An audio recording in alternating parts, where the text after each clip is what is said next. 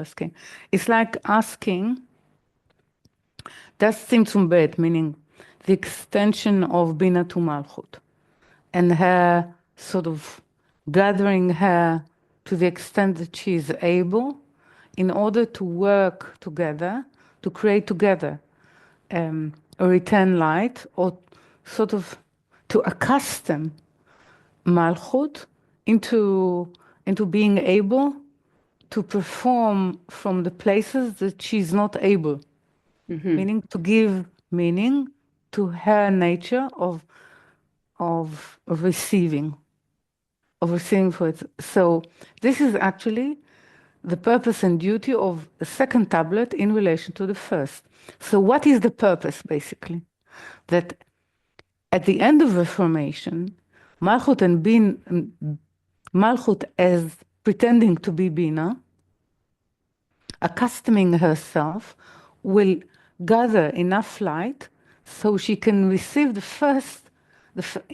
in her first state all the lights, meaning that there will be no barrier of her nature receiving, because she trained herself to receive, to be like Bina, to receive in order to bestow.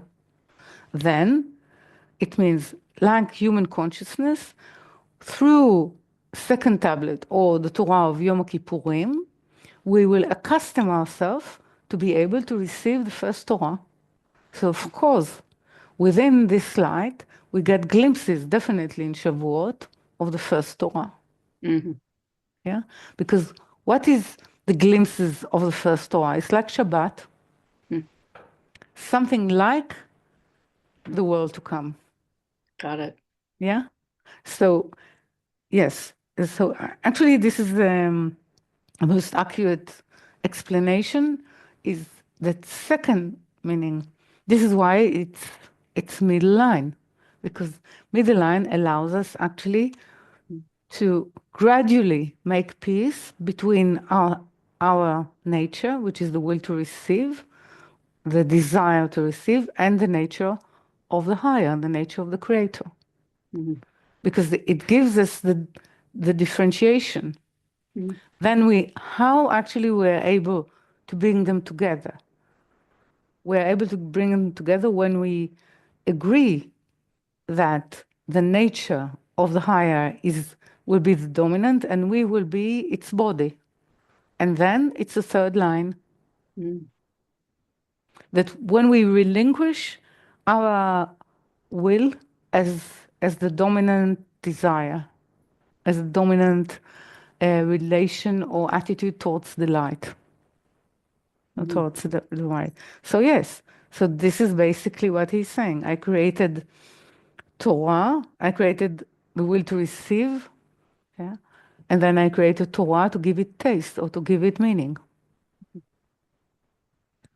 So it was quite clear that we will not be able to receive first tablets, as the world was not able to actually stand the creation of judgment or Tzimtzum Aleph. It's the same. So within the story of Israel, or within the story of human adjustment to the higher, there is Tzimtzum Aleph and Tzimtzum Bet. This is why it is second Bereshit. Because how all these processes of Bereshit appears in human reality. Yeah. Right. Okay. Do we think that the force that was used, and you used the word rape, leaves? It's not only I use the word rape. Yeah. Sages use the word rape in Hebrew. Right. So But in Hebrew, seeing this as it's law, as well, oh, miracle. Yeah. right.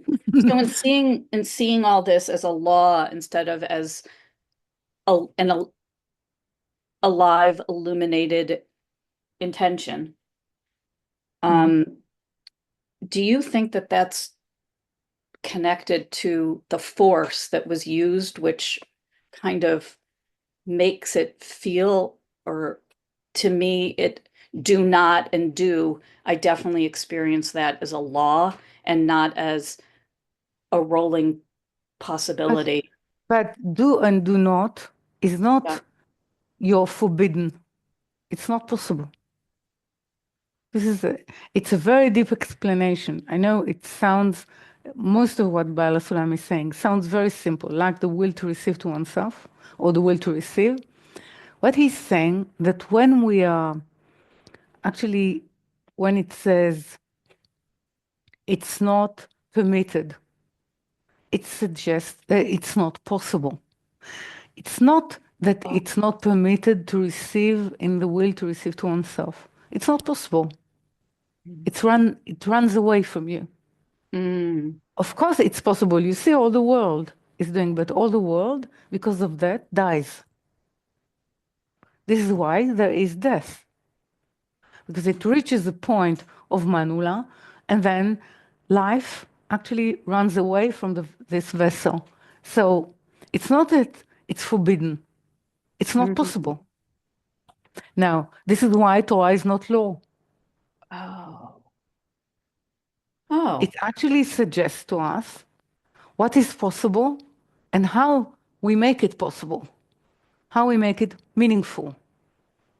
So it's not law. Law is what we made it in order to suit our dimension, our measurement, which is very small.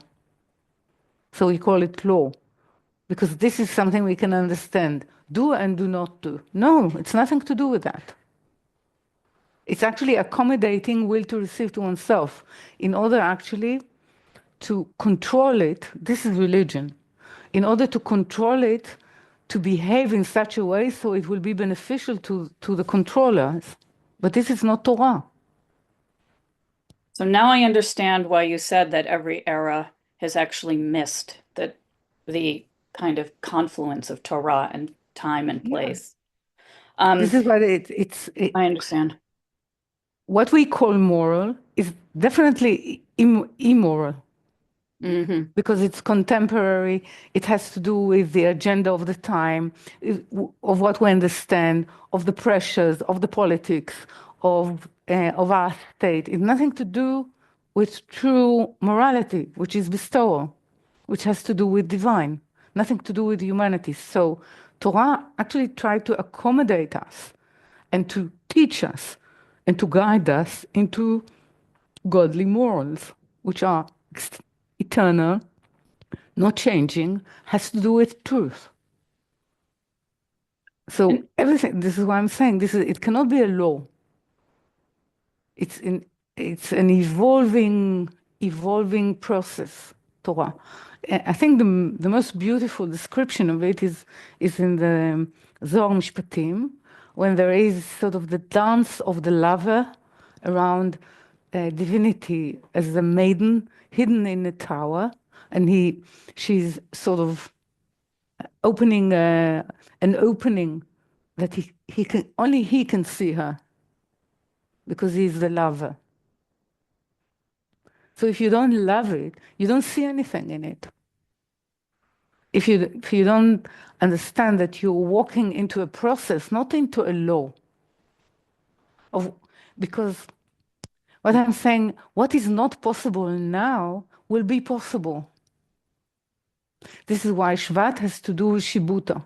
It means now we are not able to eat, let's say, pig, but we will be able to because it will be kosher. Why? Because all vessels will be actually reformed into being able to receive light. So it's not that you shouldn't, you can't, mm, because you deceive yourself. You're saying, well, I'm working mefris parsa. I'm working like tzimtzum bet. No, you're not, because you're not actually sort of מעלה גרה. Okay? We'll translate it later. You're not giving the ability of return light. Yeah? it seems like there are like in Tiberia seems like one actually that all places are no places are Regurgitating. equal. This is the What? regurgitating. Maligara, it's regurgitating. Oh, oh, right, regurgitating. Yeah, Right. Chewing the cud, I guess it is. yeah. So different places have different senses of time and different relationship to Torah. Like Tiberia always feels to me, and especially being in the water, like in a different time because of, I think, Mm. I don't know what, maybe the work that others have done there. And Mm. I don't know. Can, Tiberia has to do with two issues. Sea of Galilee, which is nothing to do with Kinneret, but let's call it Sea of Galilee, and Tiberia that sits on it. Nothing to do with Tiberius. It has to do with purification of the dead. mm, Purification of the dead, meaning it's purification of the will to receive to oneself, that Rabbi Shimon was actually performing there, meaning his revelation was allowing new will to receive to oneself, to purify themselves, to come into action, and to actually change themselves. It happens where Sea of Galilee is actually Bina. mm, Sea of Dead is Malchut, because it's dead, Man'ula. But mm, actually, Sea of Galilee has to do with Malchut, Maftecha. Malchut under the influence of Bina is giving sweet water, and this actually allows purification of the dead. Certain will to receive to oneself can actually raise themselves through the help of Bina into, into perform a common screen or intention, and they become partners to a return light, to a partial return light. So this is what happens there. It's those two. So um, the ancient part is the most noble and novel, meaning new part.